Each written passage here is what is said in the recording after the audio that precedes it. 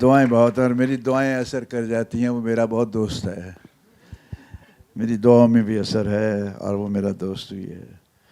तो खुश रहिए। तो हम क्या है कि आपने देखा होगा गाहे बगाहे आते हैं, शायद इसलिए कुदरत ने सोचा कि रोज़ का आना जाना कदर खो देता है। लेकिन गाहे बगाहे जब आते हैं तो कुछ ना कुछ छाप छोड़ जाते हैं। तो दुआ करता हूँ उससे कि इस बार भी हम छाप छोड़ जाएं दिलों पे, दिमाग पे, जो अरसे तक याद रह सके। शोहरत तो आनी जानी है भाइयों, समंदर शोहरत के साहिल नहीं होते। मैंने देखे हैं एक से एक तैराक डूबते यहाँ।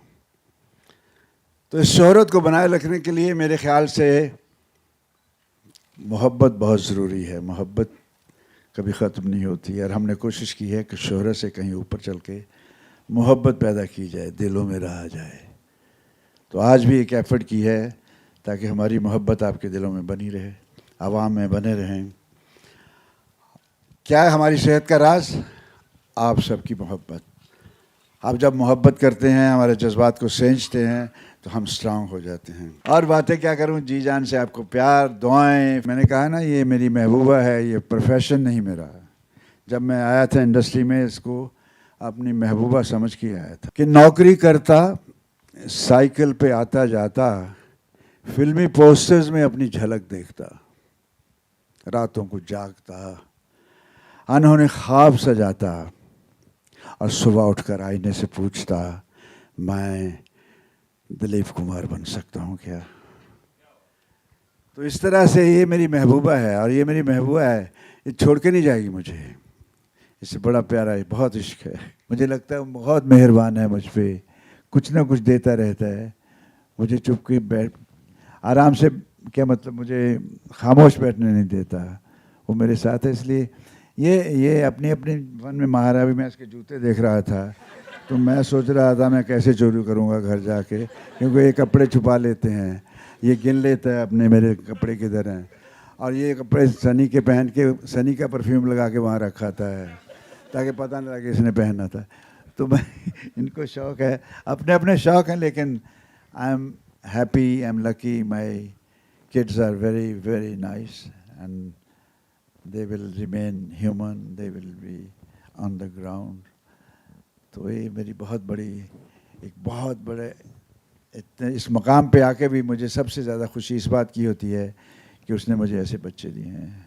कभी कभी लगता है कि मैंने ये सफ़र तय किया है, मैं एक्टर बना हूँ, ये एक लंबा अरसा यूँ लम्हों में गुजर गया है, बहुत से लोग चले गए साथ वाले, लेकिन मेरे यहाँ नहीं कोई चीज़ जाती कि मैं अपने पोस्टर को सबको दिखाता फिरूं। मैं यहाँ रख लेता हूँ ताकि महसूस करता हूँ, और कुछ नहीं, दिखावा आता नहीं मुझे।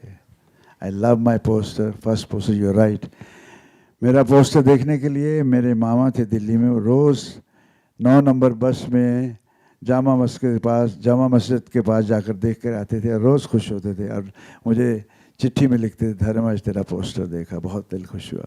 तो पहले पोस्ट का मतलब, it means it's the beginning of touching the heart of your people. पहले पोस्टर की क्या बात होती है साहब। मैं वही एक दिन बैठा बैठा एनालाइज कर रहा था, मैं एक्टर कैसे बन गया यार, ना स्कूल में गया हूँ। तो रिएक्शन को फिर मैंने सीख लिया कि कहाँ कितना रखना है, कितना ऊपर ले जाना है, और सामने वाला क्या बोलता है उससे मैं लेता था और रिएक्ट करता था। तो इस तरह करते करते करते ऐसी कुछ शौक़ था, शौक़ नहीं, ये नशा था मुझे, और इस नशे को मैं आहिस्ता आहिस्ता पीता गया।